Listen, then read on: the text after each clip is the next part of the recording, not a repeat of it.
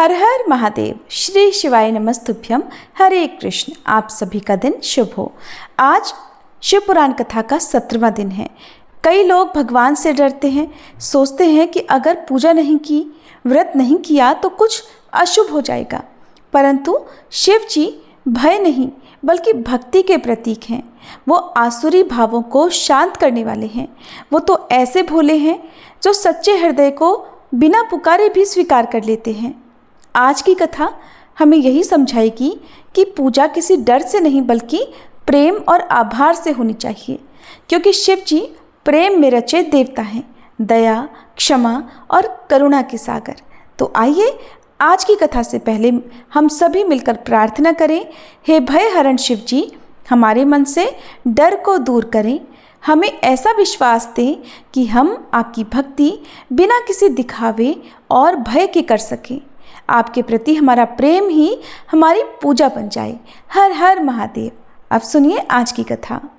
श्री ब्रह्मा जी कहते हैं, नारद, ब्राह्मणी ने देवी पार्वती को पतिव्रत धर्म की शिक्षा देने के पश्चात मैना को बुलाकर कहा, महारानी जी, आप अपनी पुत्री की यात्रा कराइए, इसे विदा कीजिए।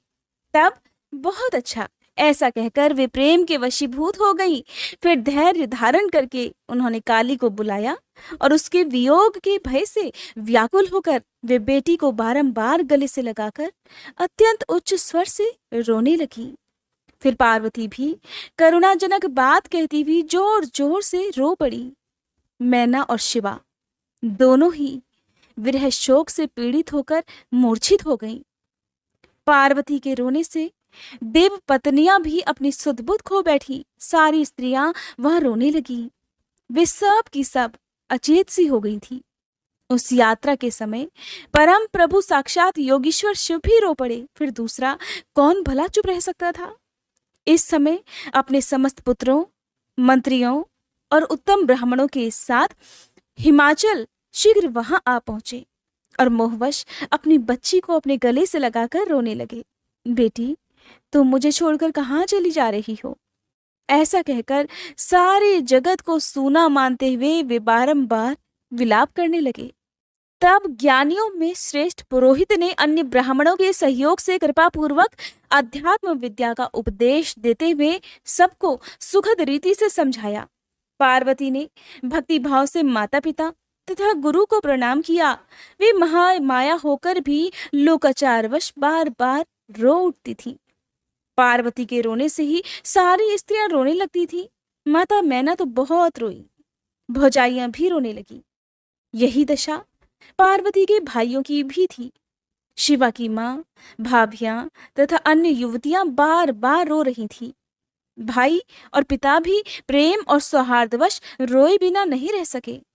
उस समय ब्राह्मणों ने मिलकर सभी को आदर पूर्वक समझाया और ये सूचित किया कि यात्रा के लिए यही सबसे उत्तम और सुखद लगन है। तब हिमालय और मैना ने विवेक पूर्वक धैर्य धारण करके शिवा के बैठने के लिए पालकी मंगवाई। मन बहुत बोझिल हो रहा था। इसी प्रकार से पालकी मंगवाई। ब्राह्मणों की पत्नियों ने शिवा को उस पर चढ़ाया और सबने मिलकर ढेरों आशीर्वाद दिया। माता पिता और ब्राह्मणों ने भी अपनी शुभकामना प्रकट की। मैना और हिमालय ने पार्वती को ऐसे ऐसे सामान दिए जो महारानी के योग्य थे। नाना प्रकार के द्रव्यों की शुभ राशि भेंट की जो दूसरों के लिए परम दुर्लभ थी। शिवा ने समस्त गुरुजनों को, माता पिता को, पुरोहित और ब्राह्मणों को तथा भौजाइयों को और दूसरी स्त्रियों को प्रणाम करके यात्रा की। पुत्रों सहित बुद्धिमान हिमाचल भी स्नेह के वशीभूत होकर पालकी के पीछे पीछे गए और उस स्थान पर पहुंचे जहां देवताओं सहित भगवान शिव प्रसन्नता पूर्वक प्रतीक्षा कर रहे थे। वे सब लोग बड़े प्रेम और आनंद से परस्पर मिले। उन सब ने भगवान को प्रणाम किया और उनकी प्रशंसा करते हुए वे पुरी को लौट गए। अब कैलाश पर पहुंच चुके हैं भगवान शिव और पार्वती जी। वहां पर पहुंचकर भगवान शिव ने देवी पार्वती से कहा, देवेश्वरी, तुम सदा से ही मेरी प्राण प्रिया हो। तुम्हें लीला पूर्वक इस बात की याद दिला रहा हूँ। तुम्हें पूर्व जन्म की बातों का स्मरण है? अतः मेरे और अपने नित्य संबंध का यदि तुम्हें स्मरण हो तो बताओ। अपने प्राणनाथ महेश्वर की ये बात सुनकर शंकर की नित्य प्रिया पार्वती मुस्कुराती हुई बोली, हे प्राणेश्वर, मुझे सब बातों का स्मरण है, किंतु इस समय आप मौन रहिए और इस अवसर के अनुरूप जो भी कार्य हो उसी को शीघ्र पूर्ण कीजिए। श्री ब्रह्मा जी कहते हैं, नारद, प्रिया पार्वती के सैकड़ों सुधा धाराओं के समान मधुर वचन को सुनकर लोकाचार परायण भगवान विश्वनाथ बड़े प्रसन्न हुए। उन्होंने बहुत सी सामग्रियां एकत्र करके नारायण आदि देवताओं की भांति भांति मनोहर भोज वस्तुएं खिलाईं। इस तरह अपने विवाह में पधारे हुए दूसरे लोगों को भी भगवान शंकर ने प्रेम पूर्वक सुमधुर रस से युक्त नाना प्रकार का अन्न भोजन कराया। भोजन कराने के बाद उन सभी देवताओं ने नाना रत्नों से विभूषित होकर अपनी स्त्रियों और सेवक गणों के साथ आकर प्रभु चंद्रशेखर को प्रणाम किया। फिर प्रिय वचनों द्वारा प्रसन्नता पूर्वक उनकी स्तुति और परिक्रमा करके शिव विवाह की प्रशंसा करते हुए वे सब लोग अपने अपने धाम को चले गए। मुने, साक्षात भगवान शिव ने लोकाचारवश भगवान विष्णु को और मुझको भी प्रणाम किया। ठीक उसी तरह जैसे वामन रूपधारी श्री हरि ने महर्षि कश्यप को नमस्कार किया था, तब मैंने और श्री विष्णु ने शिव को हृदय से लगाकर उनको आशीर्वाद दिया।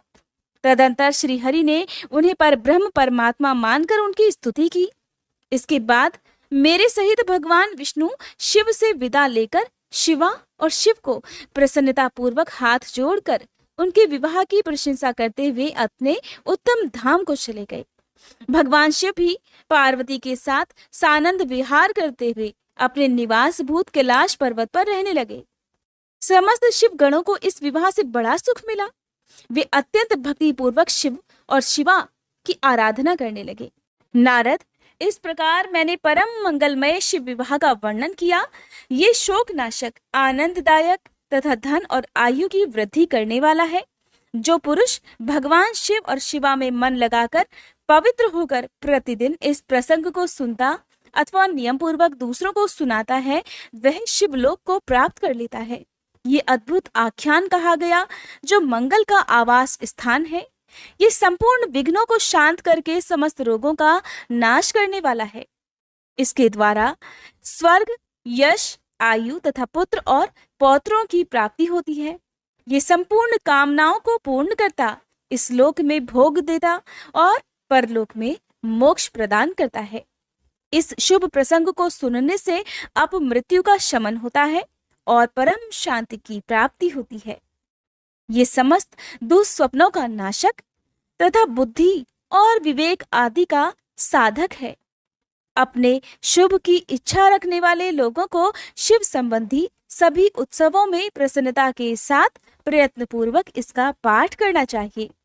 ये भगवान शिव को संतोष प्रदान करने वाला है। विशेषतः देवता आदि की प्रतिष्ठा के समय तथा शिव संबंधी सभी कार्यों के प्रसंग में प्रसन्नता पूर्वक इसका पाठ करना चाहिए अथवा पवित्र होकर शिव पार्वती के इस कल्याणकारी चरित्र का श्रवण करना चाहिए। ऐसा करने से समस्त कार्य सिद्ध हो जाते हैं। ये सत्य है, ये सत्य है और इसमें कोई संशय नहीं।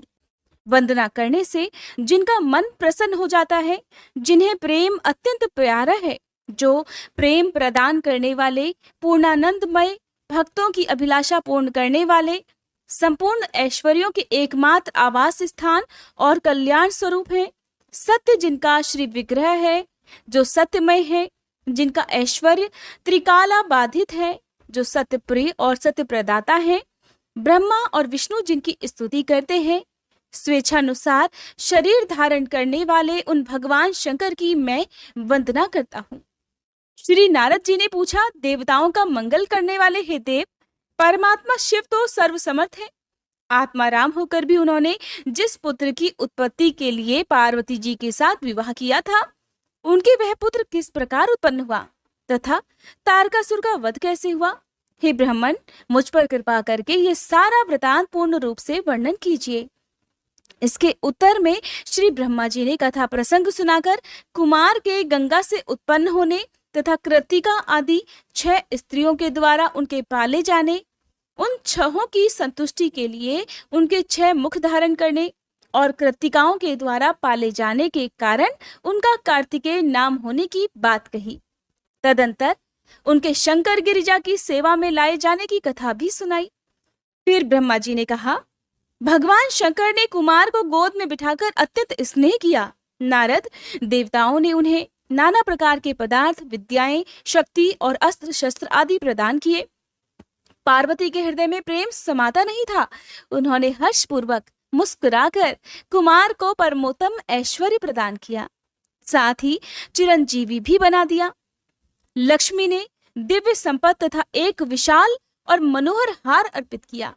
सावित्री ने प्रसन्न होकर सारी सिद्ध विद्याएं प्रदान की। मुनिश्रेष्ठ, इस प्रकार वहां महोत्सव मनाया गया। सभी के मन प्रसन्न थे। विशेषतः शिव और पार्वती के तो आनंद का पार ही नहीं था। इसी बीच देवताओं ने भगवान शंकर से कहा कि प्रभु, ये तारकासुर कुमार के हाथों ही मारा जाने वाला है, इसीलिए ये उत्तम चरित्र घटित हुआ है। अतः हम लोगों के सुखार्थ उसका काम करने हेतु कुमार को आज्ञा दीजिए। हम लोग आज ही अस्त्र शस्त्र से सुसज्जित होकर तारक को मारने के लिए रण यात्रा करेंगे। श्री ब्रह्मा जी कहते हैं, मुने ये सुनकर भगवान शंकर का हृदय दयार्द हो गया। उन्होंने उनकी प्रार्थना स्वीकार करके उसी समय तारक का वध करने के लिए अपने पुत्र कुमार को देवताओं को सौंप दिया। फिर तो शिव जी की आज्ञा मिल जाने पर ब्रह्मा, विष्णु आदि सभी देवता एकत्र होकर गुह को आगे करके तुरंत ही उस पर्वत से चल दिए। उस समय श्री हरि आदि देवताओं के मन में पूर्ण विश्वास था कि वे अवश्य ही तारक का वध कर डालेंगे। वे भगवान शंकर के तेज से भावित होकर कुमार के सेनापतित्व में तारक का संहार करने के लिए आए। उधर महाबली तारक ने जब देवताओं के इस उद्योग को सुना तो वह भी एक विशाल सेना के साथ देवों से युद्ध करने के लिए तत्काल ही चल पड़ा। उसकी उस विशाल वाहिनी को आते देख देवताओं को परम विस्मय हुआ। फिर तो वे भी बलपूर्वक बारंबार सिंहनाद करने लगे। उसी समय तुरंत ही भगवान शंकर की प्रेरणा से विष्णु आदि समस्त देवताओं के प्रति आकाशवाणी हुई। आकाशवाणी ने कहा, देवगण, तुम लोग जो कुमार के अधिनायकत्व में युद्ध करने के लिए उद्यत हुए हो, इससे तुम संग्राम में दैत्यों को जीतकर विजयी होगे। श्री ब्रह्मा जी कहते हैं, मुने, उस आकाशवाणी को सुनकर सभी देवताओं का उत्साह और भी बढ़ गया। उनका भय जाता रहा और वे वीरोचित गर्जना करने लगे। उनकी युद्ध कामना बलवती हो उठी और वे सबके सब कुमार को अग्रणी बनाकर बड़ी उतावली के साथ महिसागर संगम को गए। उधर बहुसंख्यक असुरों से घिरा हुआ वह तारक भी बहुत बड़ी सेना के साथ शीघ्र ही वहां आ धमका, जहां वे सभी देवतागण खड़े हुए थे। उस असुर के आगमन काल में प्रलयकालीन मेघों के समान गर्जना करने वाली रणभेरियां तथा अन्यान्य कर्कश शब्द करने वाले रणवाद्य बज रहे थे। उस समय तारकासुर के साथ आने वाले दैत्य ताल ठोकते हुए गर्जना कर रहे थे। उनके पदाघात से पृथ्वी कांप उठती थी। उस अत्यंत भयंकर कोलाहल को सुनकर भी सभी देवता निर्भय ही बने रहे। वे एक साथ मिलकर तारकासुर से लोहा लेने के लिए डटकर खड़े हो गए। उस समय देवराज इंद्र कुमार को गजराज पर बिठाकर सबसे आगे खड़े हो गए। वे लोकपालों से घिरे हुए थे और उनके साथ देवताओं की महती सेना थी। फिर कुमार ने उस गजराज को तो महेंद्र को दे ही दिया और वे स्वयं एक ऐसे विमान पर आरूढ़ हो गए जो परमाश्चर्यजनक तथा नाना प्रकार के रत्नों से सुशोभित था। उस समय उस विमान पर सवार होने से सर्वगुण संपन्न महायशस्वी शंकर पुत्र कुमार उत्कृष्ट शोभा से संयुक्त होकर सुशोभित हो रहे थे। उन पर परम प्रकाशमान चंवर डुलाए जा रहे थे। इसी बीच बलाभिमानी और महावीर देवता और दैत्य क्रोध से विवल होकर परस्पर युद्ध करने लगे। उस समय देवताओं और दैत्यों में बड़ा घमासान युद्ध हो गया। क्षण भर में ही सारी रणभूमि रुंड मुंडों से व्याप्त हो गई। तब महाबली तारकासुर बहुत बड़ी सेना के साथ देवताओं से युद्ध करने के लिए वेग पूर्वक आगे बढ़ा। उस रण दुर्मद तारक को युद्ध की कामना से आगे बढ़ते देख इंद्र आदि देवता तुरंत ही उसके सामने आए। फिर तो दोनों सेनाओं में महान कोलाहल होने लगा। फिर देवों और असुरों का विनाश करने वाला ऐसा द्वंद्व युद्ध प्रारंभ हुआ जिसे देखकर वीर लोग हर्षोत्फुल्ल हो गए और कायरों के मन में भय समा गया। इसी समय वीरभद्र कुपित होकर महाबली प्रमथगणों के साथ वीराभिमानी तारक के पास जा पहुंचे। वे बलवान गणनायक भगवान शिव के कोप से उत्पन्न हुए थे, अतः समस्त देवताओं को पीछे करके युद्ध की अभिलाषा से तारक के सम्मुख डट गए थे। उस समय प्रमथ गणों और सारे असुरों के मन में परमोल्लास था, अतः वे उस महासमर में परस्पर गुत्थम गुत्थ होकर जूझने लगे। फिर वीरभद्र से तारक का भयानक युद्ध हुआ। इसी बीच असुरों की सेना रण से विमुख होकर भाग उठी। इस प्रकार अपनी सेना को तितर बितर हुई देख उसका नायक तारकासुर क्रोध से भर गया और 10,000 भुजाएं धारण करके सिंह पर सवार होकर देवगणों को मार डालने के लिए वेगपूर्वक उनकी ओर झपटा। वह युद्ध के मुहाने पर देवों और प्रमथगणों को मार मार कर गिराने लगा। तब प्रमथगणों के नेता महाबली वीरभद्र उसके उस कर्म को देखकर उसका वध करने के लिए अत्यंत कुपित हो उठे। फिर तो उन्होंने भगवान शिव के चरण कमल का ध्यान करके एक ऐसा श्रेष्ठ त्रिशूल हाथ में लिया जिसके तेज से सारी दिशाएं और आकाश प्रकाशित हो उठे। इसी अवसर पर महान कौतुक प्रदर्शन करने वाले स्वामी कार्तिक ने तुरंत ही वीर बाहु द्वारा कहलाकर उस युद्ध को रोक दिया। तब स्वामी की आज्ञा से वीरभद्र उस युद्ध से हट गए। ये देख असुर सेनापति महावीर तारक कुपित हो उठा। वह युद्ध कौशल तथा नाना प्रकार के अस्त्रों का जानकार था, अतः देवताओं को ललकार ललकार कर उन पर बाणों की वर्षा करने लगा। उस समय बलवानों में श्रेष्ठ असुर राज तारक ने ऐसा महान कर्म किया कि सारे देवता मिलकर भी उसका सामना ना कर सके। उन भयभीत देवताओं को यों पिटते हुए देखकर भगवान अच्युत को क्रोध आया और वे शीघ्र ही युद्ध करने के लिए तैयार हो गए। उन भगवान श्री हरि ने अपने आयुध सुदर्शन चक्र और शांगर धनुष को लेकर युद्ध स्थल में महादैत्य तारक पर आक्रमण कर दिया। हे मुने, तदंतर सबके देखते देखते श्री हरि और तारकासुर में अत्यंत भयंकर और रोमांचकारी महायुद्ध छिड़ गया। इसी बीच अच्युत ने कुपित होकर महान सिंहनाद किया और धधकती हुई ज्वालाओं से प्रकाश वाले अपने चक्र को उठा लिया। ये सब देखकर श्री हरि ने उसी चक्र से दैत्यराज तारक पर प्रहार कर दिया। उसकी चोट से अत्यंत व्यथित होकर वह असुर पृथ्वी पर गिर पड़ा, परंतु वह असुर नायक तारक अत्यंत बलवान था, अतः तुरंत ही उठकर उस दैत्यराज ने अपनी शक्ति से चक्र के टुकड़े टुकड़े कर दिए। मुने, भगवान विष्णु और तारकासुर दोनों बलवान थे और दोनों में अगाध बल था, अतः युद्ध स्थल में वे परस्पर जूझने लगे। जब भगवान श्री हरि और तारकासुर दोनों युद्ध कर रहे थे जिनमें अगाध बल था, तो वे दोनों एक दूसरे के साथ युद्ध करते हुए थकने लगे। ये सब देखकर ब्रह्मा जी ने कहा, शंकर सुवन स्वामी कार्तिक, तुम तो देवादिदेव हो। पार्वती सुत विष्णु और तारकासुर का ये व्यर्थ युद्ध शोभा नहीं दे रहा है, क्योंकि विष्णु के हाथों इस तारक की मृत्यु कभी नहीं होगी। ये मुझसे वरदान पाकर अत्यंत बलवान हो गया है, ये मैं बिल्कुल सत्य बात कह रहा हूँ। पार्वती नंदन, तुम्हारे अलावा इस पापी को मारने वाला दूसरा कोई नहीं है, इसलिए महाप्रभु तुम्हें मेरे कथनानुसार ही करना चाहिए। परंतु तुम शीघ्र ही उस दैत्य का वध करने के लिए तैयार हो जाओ, क्योंकि हे पार्वती पुत्र, तारक का संहार करने के निमित्त ही तुम शंकर जी से उत्पन्न हुए हो। ब्रह्मा जी कहते हैं, मुने, इस प्रकार मेरा कथन सुनकर शंकर नंदन कुमार कार्तिकेय ठठाकर हंस पड़े और प्रसन्नता पूर्वक बोले, तथास्तु, ऐसा ही होगा। तब महान ऐश्वर्यशाली शंकर सुवन कुमार तारकासुर के वध का निश्चय करके विमान से उतर पड़े और पैदल हो गए। जिस समय महाबली शिवपुत्र कुमार अपनी अत्यंत चमकीली शक्ति को, जो लपटों से दमकती हुई एक बड़ी उल्का सी जान पड़ती थी, हाथ में लेकर पैदल ही दौड़ रहे थे, उस समय उनकी अद्भुत शोभा हो रही थी। उनके मन में तनिक भी व्याकुलता नहीं थी। वे परम प्रचंड और अप्रमेय बलशाली थे। उन षणमुख को अपनी ओर आते देखकर सुरश्रेष्ठों से वह तारक कुमार बोला, क्या शत्रुओं का संहार करने वाला कुमार यही है? मैं अकेला वीर इसके साथ युद्ध करूंगा और मैं ही समस्त वीरों, प्रमथगणों, लोकपालों और श्रीहरि जिनके नायक है उन देवों को भी मार डालूंगा। फिर देवताओं को दुर्वचन कहकर वह असुर तारक भीषण युद्ध करने लगा। उस समय बड़ा विकट संग्राम हुआ। तब शत्रु वीरों का संहार करने वाले कुमार ने शिवजी के चरण कमलों का स्मरण करके तारक के वध का विचार किया।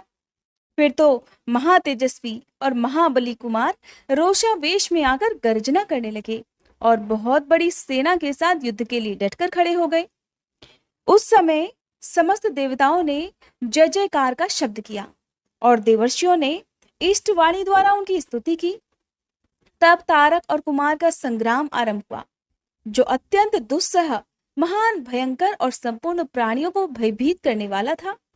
कुमार और तारक दोनों ही शक्ति युद्ध में परम प्रवीण थे, इसलिए अत्यंत रोषावेश में वे परस्पर एक दूसरे पर प्रहार करने लगे। परम पराक्रमी वे दोनों नाना प्रकार के पैंतरे बदलते हुए गर्जना कर रहे थे और अनेक प्रकार से दांव पेच से एक दूसरे पर आघात कर रहे थे। उस समय देवता, गंधर्व और किन्नर सभी मौन खड़े होकर ये दृश्य देखते रहे। उन्हें परम विस्मय हुआ, यहाँ तक कि वायु का चलना बंद हो गया, सूर्य की प्रभा फीकी पड़ गई और पर्वत और वन काननों सहित सारी पृथ्वी कांप उठी। इसी अवसर पर हिमालय आदि पर्वत स्नेहाभिभूत होकर कुमार की रक्षा करने के लिए वहां आए। तब उन सभी पर्वतों को भयभीत देखकर शंकर और गिरिजा के पुत्र कुमार उन्हें सांत्वना देकर बोले, महाभाग पर्वतों, तुम लोग खेद मत करो, तुम्हें किसी प्रकार की चिंता करनी ही नहीं चाहिए। मैं आज तुम लोगों की आंखों के सामने ही इस पापी का काम तमाम कर दूंगा। ऐसा कहकर उन पर्वतों तथा देवगणों को ढांढस बधाकर कुमार ने गिरिजा और शंभु को प्रणाम किया तथा अपनी कांतिमती शक्ति को हाथ में ले लिया। शंभु पुत्र कुमार महाबली तथा महान ऐश्वर्यशाली तो थे ही, जब उन्होंने तारक का वध करने की इच्छा से शक्ति हाथ में ली, उस समय उनकी अद्भुत प्रेरणा हुई। फिर शंकर जी के तेज से संपन्न कुमार ने उस शक्ति से तारकासुर पर, जो समस्त लोगों को कष्ट देने वाला था, प्रहार कर दिया। उस शक्ति के आघात से तारकासुर के सभी अंग छिन्न भिन्न हो गए और संपूर्ण असुर गणों का अधिपति वह महावीर सहसा धाराशायी हो गया। मुने, सबके देखते देखते वही कुमार द्वारा मारे गए तारक के प्राण पखेरु उड़ गए। उस उत्कृष्ट वीर तारक को महासमर में प्राण रहित होकर गिरा हुआ देखकर वीरवर कुमार ने पुनः उस पर वार नहीं किया। उस महाबली दैत्यराज तारक के मारे जाने पर देवताओं ने बहुत से असुरों को मौत के घाट उतार दिया। उस युद्ध में कुछ असुरों ने भयभीत होकर हाथ जोड़ लिए, कुछ के शरीर छिन्न भिन्न हो गए और हजारों दैत्य मृत्यु के अतिथि बन गए। कुछ शरणार्थी दैत्य अंजलि बांधकर पाही पाही रक्षा कीजिए, रक्षा कीजिए ऐसा कहकर पुकारते हुए कुमार के शरणापन्न हो गए। कुछ मार डाले गए और कुछ मैदान छोड़कर भाग गए। सहस्त्रों दैत्य जीवन की आशा से भागकर पाताल में घुस गए। उन सब की आशाएं भग्न हो गई थी और मुख पर दीनता छाई हुई थी। मुनीश्वर, इस प्रकार वह सारी दैत्य सेना विनष्ट हो गई। देवगणों के भय से कोई भी वहां ठहर नहीं सका। उस दुरात्मा तारक के मारे जाने पर सभी लोग निष्कंटक हो गए और इंद्र आदि सभी देवता आनंद मगन हो गए। यों कुमार को विजयी देखकर एक साथ ही संपूर्ण देवताओं तथा त्रिलोकी के समस्त प्राणियों को महान आनंद हुआ। उस समय भगवान शंकर भी कार्तिकेय की विजय का समाचार पाकर प्रसन्नता से भर गए और पार्वती जी के साथ गणों से घिरे हुए वहां पधारे। तब जिनके हृदय में स्नेह समाता नहीं था, वे पार्वती जी परम प्रेम पूर्वक सूर्य के समान तेजस्वी अपने पुत्र कुमार को अपनी गोद में लेकर लाड़ प्यार करने लगी।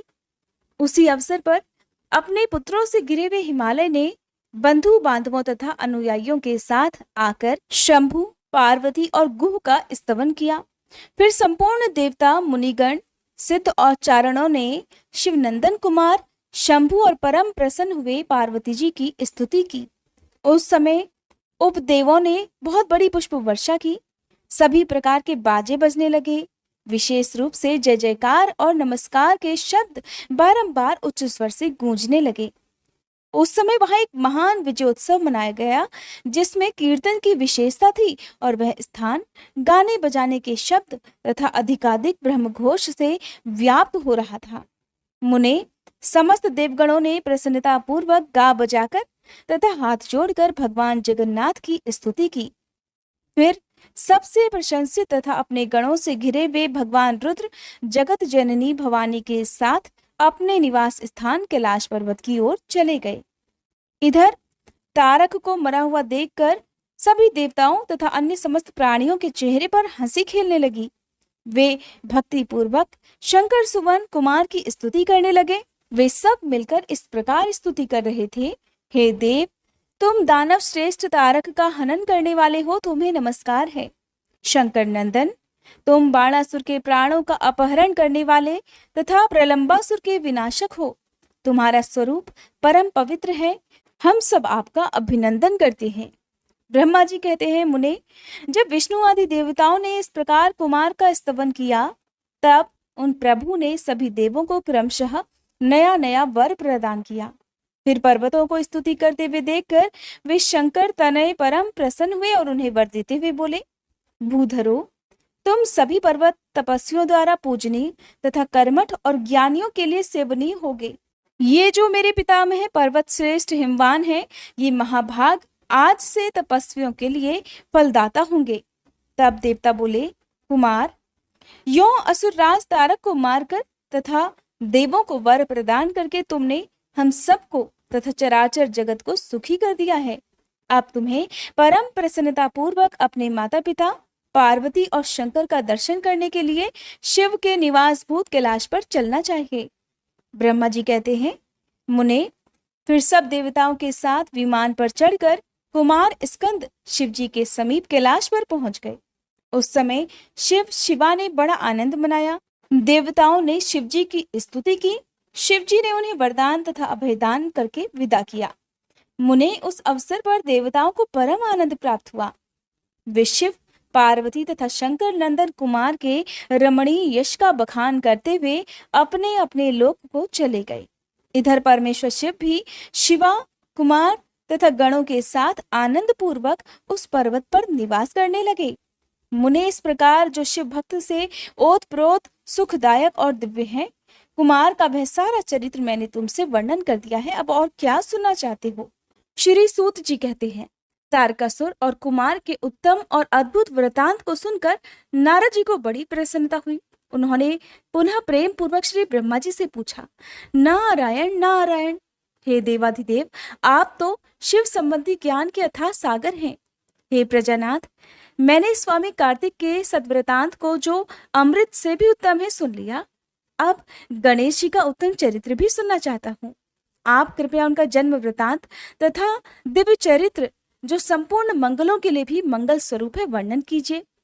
सूत जी कहते हैं, महामुनि नारद का ऐसा वचन सुनकर ब्रह्मा जी का मन हर्ष से गदगद हो गया। वे शिव जी का स्मरण करके बोले, नारद, पहले जो मैंने विधि पूर्वक गणेश जी की उत्पत्ति का वर्णन किया था कि शनि की दृष्टि पड़ने से गणेश जी का मस्तक कट गया था, तब उस पर हाथी का मुख लगा दिया गया था, वह कल्पांतर की कथा है। अब श्वेत कल्प में घटित हुई गणेश जी के जन्म की कथा का वर्णन करता हूँ, जिसमें कृपालु शंकर ने ही उनका मस्तक काट लिया था। ध्यान पूर्वक सुनो। मुने, इस विषय में तुम्हें तनिक भी संदेह नहीं करना चाहिए, क्योंकि भगवान शंभु कल्याणकारी, सृष्टिकर्ता और सबके स्वामी हैं। वे ही सगुण और निर्गुण भी हैं। उन्हीं की लीला से सारे विश्व की सृष्टि, रक्षा और विनाश होता है। नारद, अब प्रस्तुत विषय को आदर पूर्वक श्रवण करो। एक समय पार्वती जी की जया विजया नाम वाली सखियां उनके पास आकर विचार करने लगी, सखी, सभी गण रुद्र के ही हैं। नंदी, भृंगी आदि जो हमारे हैं, वे भी शिव की ही आज्ञा पालन में तत्पर रहते हैं। जो असंख्य प्रमथगण हैं, उनमें भी हमारा कोई नहीं है। वे सभी शिवाज्ञा परायण होकर द्वार पर खड़े रहते हैं। सखी, अगर वे सभी हमारे भी हैं, तब भी उनसे हमारा मन नहीं मिलता। अतः हे पाप रहते, आपको भी हमारे लिए गण की रचना करनी चाहिए। श्री ब्रह्मा जी कहते हैं, मुने, जब सखियों ने पार्वती जी से ऐसा सुंदर वचन कहा, तब उन्होंने उसे हितकारक माना और वैसा करने का विचार भी किया। फिर किसी समय जब पार्वती जी स्नान कर रही थी, तब सदाशिव नंदी को डरा धमकाकर घर के भीतर चले आए। शंकर जी को आते देखकर स्नान करती हुई जगत जननी पार्वती उठकर खड़ी हो गई। उस समय उनको बड़ी लज्जा आई, वे आश्चर्यचकित हो गई। उस अवसर पर उन्होंने सखियों के वचन को हितकारक तथा सुखप्रद माना।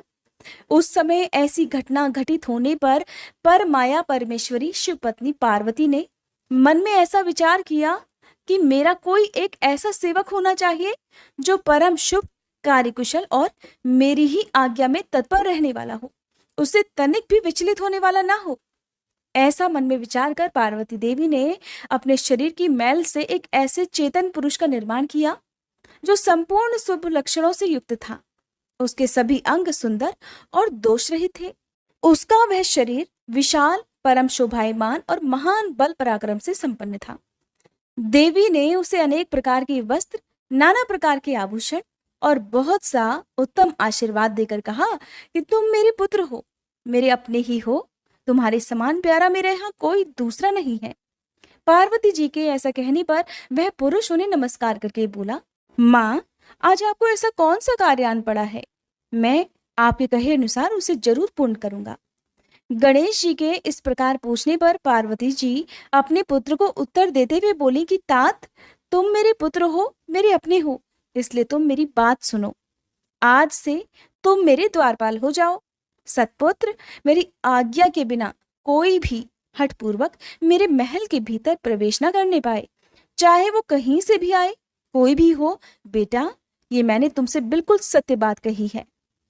ब्रह्मा जी कहते हैं, मुने, ऐसा कहकर पार्वती जी ने गणेश के हाथ में एक सुदृढ़ छड़ी दे दी। उस समय उनके सुंदर रूप को निहार कर पार्वती जी हर्षमगन हो गई। उन्होंने परम प्रेम पूर्वक अपने पुत्र का मुख चूमा और कृपावश होकर छाती से लगा लिया। फिर दंडधारी गणराज को अपने द्वार पर स्थापित कर दिया। बेटा नारद, फिर पार्वती नंदन महावीर गणेश पार्वती की हित कामना से हाथ में छड़ी लेकर गृह द्वार पर पहरा देने लगे। उधर शिवा अपने पुत्र गणेश को अपने दरवाजे पर नियुक्त करके अपनी सखियों के साथ स्नान करने लगी। मुनिश्रेष्ठ, इसी समय भगवान शिव, जो परम कौतुकी तथा नाना प्रकार की लीलाएं रचने में निपुण हैं, फिर द्वार पर आ पहुंचे। गणेश जी उन पार्वती पति को तो पहचानते नहीं थे, अतः तुरंत बोल उठे, देव, माता की आज्ञा के बिना तुम अभी भीतर मत जाओ। माता स्नान करने के लिए गई हैं। तुम कहाँ जाना चाहते हो? इस समय यहां से हट जाओ। ऐसा कहकर गणेश ने उन्हें रोकने के लिए छड़ी हाथ में ले ली। उन्हें ऐसा करते देखकर शिवजी बोल उठे, मूर्ख, तू किसे रोक रहा है? दुर्बुद्धि, क्या तू मुझे नहीं जानता? मैं शिव के अतिरिक्त और कोई नहीं हूं। फिर महेश्वर के गण उसे समझाकर हटाने के लिए वहां आए और गणेश से बोले, सुनो, हम मुख्य शिवगण ही द्वारपाल हैं और सर्वव्यापी भगवान शंकर की आज्ञा से तुम्हें हटाने के लिए ही यहाँ आए हैं। तुम्हें भी गण समझकर हम लोगों ने मारा नहीं है, अन्यथा तुम कब के मारे गए होते। अब कुशल इसी में है कि तुम खुद ही यहाँ से हट जाओ। क्यों व्यर्थ ही अपनी मृत्यु को बुला रहे हो? ब्रह्मा जी कहते हैं, मुने, यों कहे जाने पर भी गिरिजानंदन गणेश निर्भय ही बने रहे। उन्होंने शिवगणों को फटकारा और दरवाजे को नहीं छोड़ा। तब उन सभी शिवगणों ने शिव जी के पास जाकर सारा वृतांत उन्हें कह सुनाया। मुने, उनसे सब बातें सुनकर संसार के गति स्वरूप अद्भुत लीला बिहारी महेश्वर अपने उन गणों को डांट कर कहने लगे, गणों, ये कौन है जो इतना उच्छृंखल होकर शत्रु की भांति बकवास कर रहा है? इस नवीन द्वारपाल को दूर भगा दो। और तुम लोग नपुंसक की तरह खड़े होकर उसका वृतांत मुझे क्यों सुना रहे हो? विचित्र लीला रचने वाले अपने स्वामी शंकर के ऐसा कहने पर वे गण पुनः वहीं लौट आए। फिर गणेश द्वारा पुनः रोके जाने पर शिव जी ने गणों को आज्ञा दी कि तुम पता लगाओ कि वो कौन है और क्यों यहाँ ऐसा कर रहा है। गणों ने पता लगाकर बताया कि हे महादेव, ये तो श्री गिरिजा के पुत्र हैं और द्वारपाल के रूप में बैठे हुए हैं। तब लीला रूप शंकर ने विचित्र लीला करनी चाहिए और अपने गणों का गर्व भी गलित करना चाहा। इसलिए गणों को तथा देवताओं को बुलाकर गणेश जी से भीषण युद्ध करवाया। पर उनमें से कोई भी गणेश जी को पराजित नहीं कर पाया। तब स्वयं शूलपाणी महेश्वर वहां आए। ये सब देखकर गणेश जी ने माता के चरणों का स्मरण किया। तब शक्ति ने उन्हें बल प्रदान कर दिया। सभी देवता शिव जी के पक्ष में आ गए। घोर युद्ध हुआ। फिर स्वयं शूलपाणी महेश्वर ने आकर त्रिशूल से गणेश जी का सिर ही काट डाला। जब ये समाचार पार्वती जी को मिला तो वे बहुत क्रोधित हो गई और बहुत सी शक्तियों को उत्पन्न करके उन्होंने बिना विचारे उन्हें प्रलय करने की आज्ञा दे डाली। फिर तो चारों ओर शक्तियों के द्वारा प्रलय मचाई जाने लगी। उन शक्तियों का वह जाज्वल्यमान तेज सभी दिशाओं को जला डाल रहा था। उसे देखकर वे सभी शिवगण भयभीत होकर भाग खड़े हुए। मुने, इसी समय तुम दिव्य दर्शन नारद वहां आ पहुंचे। तुम्हारा वहां आने का अभिप्राय देवता गणों को सुख पहुंचाना था। तब तुमने मुझ देवताओं सहित शंकर जी को प्रणाम करके कहा कि नारायण नारायण। आप सभी देवता गणों को इस विषय में मिलकर विचार करना चाहिए। तब मुनि, वे सभी देवता तुम महात्मा के साथ ही सलाह करने लगे कि इस दुख का नाश भला कैसे हो सकता है। फिर उन्होंने यही निश्चय किया कि जब तक गिरिजा देवी कृपा नहीं करेंगी तब तक सुख प्राप्त ही नहीं हो सकेगा। अब इस विषय में और विचार करना एकदम व्यर्थ है। ऐसी धारणा करके तुम्हारे सहित सभी देवता और ऋषि भगवती शिवा के निकट गए और क्रोध की शांति के लिए उन्हें प्रसन्न करने लगे। उन्होंने प्रेम पूर्वक उन्हें प्रसन्न करते हुए अनेकों स्तोत्रों द्वारा उनकी स्तुति करके बारंबार उनके चरणों में अभिवादन किया। फिर देवगण की आज्ञा से ऋषि बोले। देवर्षियों ने कहा, जगदम्बे तुम्हें नमस्कार है। हे शिव पत्नी तुम्हें प्रणाम है। चंडिके तुम्हें हमारा अभिवादन प्राप्त हो। हे कल्याणी तुम्हें बारंबार प्रणाम है। अम्बे तुम ही आदि शक्ति हो। तुम ही सदा सारी सृष्टि की निर्माणकर्त्री, पालिका शक्ति और संहार करने वाली हो। देवेशी तुम्हारे कोप से सारी त्रिलोकी विकल हो रही है, अतः अब तो प्रसन्न हो जाओ। हे देवी, हम सब आपके चरणों में मस्तक झुकाते हैं। ब्रह्मा जी कहते हैं, नारद, इस प्रकार तुम सभी ऋषियों द्वारा स्तुति किए जाने पर भी परादेवी पार्वती ने उनकी ओर क्रोध भरी दृष्टि से ही देखा, किंतु कहा कुछ नहीं। तब उन ऋषियों ने पुनः उनके चरण कमलों में सिर झुकाया और भक्तिपूर्वक हाथ जोड़कर पार्वती जी से निवेदन किया, देवी, अब तो बस सर्वनाश ही होना चाहता है, अतः क्षमा करो, क्षमा करो। हे अंबिके, तुम्हारे स्वामी शिव भी तो यहीं स्थित है, तनिक उनकी ओर तो देखो। हम लोग, ये ब्रह्मा विष्णु आदि देवता तथा सारी प्रजा सब तुम्हारे ही हैं और व्याकुल होकर अंजलि बांधे तुम्हारे सामने खड़े हैं। हे परमेश्वरी, इन सब का अपराध क्षमा करो। शिवे, अब इन्हें शांति प्रदान करो। ब्रह्मा जी कहते हैं, मुने, सभी देवर्षियों ने ऐसा कहकर अत्यंत दीन भाव से व्याकुल होकर हाथ जोड़े और चंडिका के सम्मुख खड़े हो गए। उनका ऐसा कथन सुनकर चंडिका देवी प्रसन्न हो गई। उनके हृदय में करुणा का संचार हो आया और वे ऋषियों से इस प्रकार बोली, ऋषियों, यदि मेरा पुत्र जीवित हो जाए और वह तुम लोगों के मध्य पूजनीय मान लिया जाए तो संहार नहीं होगा। जब तुम लोग उसे सर्वाध्यक्ष का पद प्रदान कर दोगे तभी लोक में शांति हो सकती है, अन्यथा तुम्हें सुख प्राप्त नहीं हो सकता। ब्रह्मा जी कहते हैं, मुने, पार्वती के इस प्रकार कहने पर तुम सभी ऋषियों ने उन देवताओं के पास आकर सारा वृतांत कह सुनाया और फिर उसे सुनकर इंद्र आदि सभी देवताओं के चेहरे पर उदासी छा गई। वे शंकर जी के पास गए और हाथ जोड़कर उनके चरणों में नमस्कार करके सारा समाचार निवेदन कर दिया। देवताओं का कथन सुनकर शिव जी ने कहा, ठीक है, जिस प्रकार सारी त्रिलोकी को सुख मिल सके वही कार्य करना चाहिए, अतः अब उत्तर दिशा की ओर चलना चाहिए और जो जीव पहले मिले उसका सिर काटकर उस बालक के शरीर पर जोड़ देना चाहिए। ब्रह्मा जी कहते हैं, मुने, फिर शिव जी की आज्ञा का पालन करने वाले उन देवताओं ने वह सारा कार्य संपन्न किया। उन्होंने उस शिशु शरीर को धो पोंछकर विधिवत उसकी पूजा की। फिर वे उत्तर दिशा की ओर गए। वहां उन्हें पहले पहल एक दांत वाला हाथी मिला। उन्होंने उसका ही सिर लाकर उस शरीर पर जोड़ दिया। हाथी के उस सिर को संयुक्त कर लेने के बाद सभी देवताओं ने भगवान शिव आदि को प्रणाम करके कहा, हम लोगों ने तो अपना कार्य कर दिया है, अब जो शेष करना है उसे आप लोग पूर्ण कीजिए। ब्रह्मा जी कहते हैं, तब शिवाज्ञा पालन संबंधिनी देवताओं की बात सुनकर सभी देवों और पार्षदों को महान आनंद हुआ।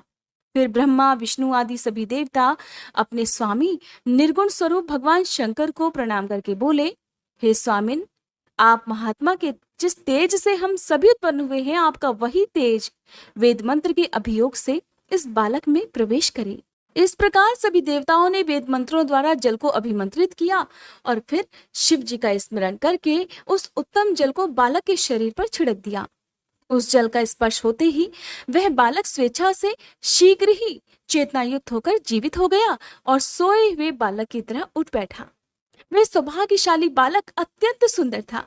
उसका मुख हाथी का सा था, शरीर का रंग हरा लाल था और चेहरे पर प्रसन्नता खेल रही थी। उसकी आकृति कमनीय थी और उसकी सुंदर प्रभा फैल रही थी। मुनीश्वर पार्वती नंदन उस बालक को जीवित देकर वहां उपस्थित सभी लोग आनंद मगन हो गए और सारा दुख दूर हो गया। तब हर्ष विभोर होकर सभी लोगों ने उस बालक को पार्वती जी को दिखाया।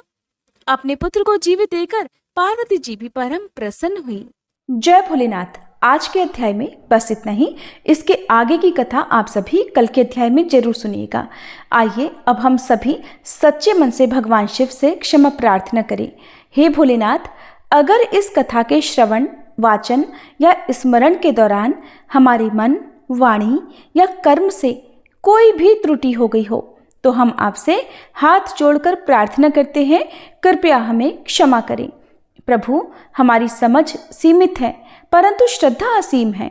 अगर किसी पवित्र प्रसंग को हमने अधूरा समझा, अधूरा सुना या फिर किसी दिव्यता को पूरी तरह व्यक्त नहीं कर सके तो ये केवल हमारी अल्प बुद्धि है। उसकी दोषिता हमारी नहीं बल्कि हमारी अवस्था की है। आप तो दयालु हैं, कृपामय हैं, भक्तों के हर अपराध को क्षमा कर देने वाले हैं। हे भोलेनाथ, हमारी इस भक्ति यात्रा को स्वीकार करें और हमारे दोषों को नष्ट करके हमें अपनी शरण में रखें।